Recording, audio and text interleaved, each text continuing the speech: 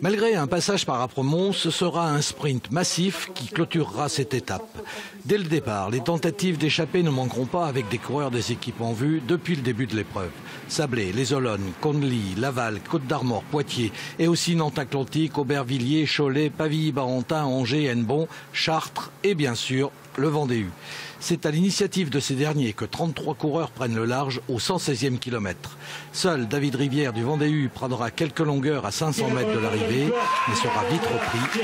Et ce sera un sprint massif remporté par Clément Barbeau du Nantes-Atlantique. Je suis au Pôle France de Talence à la base, donc c'est ma 3e année au Pôle France de Talence. Avec, on a comme outil le Vélodrome de Bordeaux-Lac. Donc ouais, je fais pas mal de pistes et puis ça m'aide pas mal pour travailler les sprints aussi sur la route. Et puis c'est vraiment très complémentaire avec la route, donc c'est vraiment bien.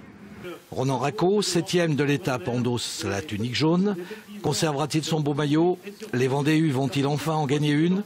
Réponse à Saint-Jean-de-Mont pour la 6e et dernière étape.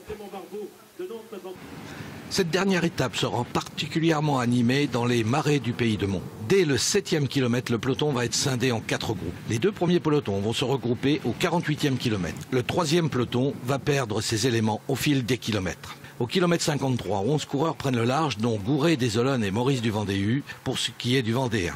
Puis 4 autres au 72e kilomètre, dont 2 éléments de Nantes-Atlantique.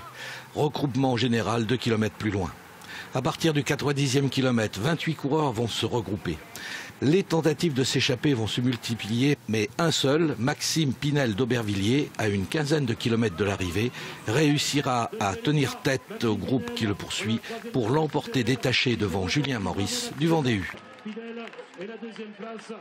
Comme on a dit en début de semaine, chacun a eu sa chance.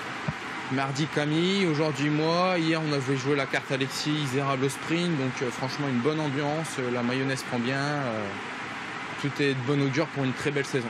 C'est un autre coureur d'Aubervilliers, Camille Tominet, déjà vainqueur à Chantonnay, qui est le vainqueur du classement général. Une 28e édition qui aura parfaitement répondu à toutes les attentes.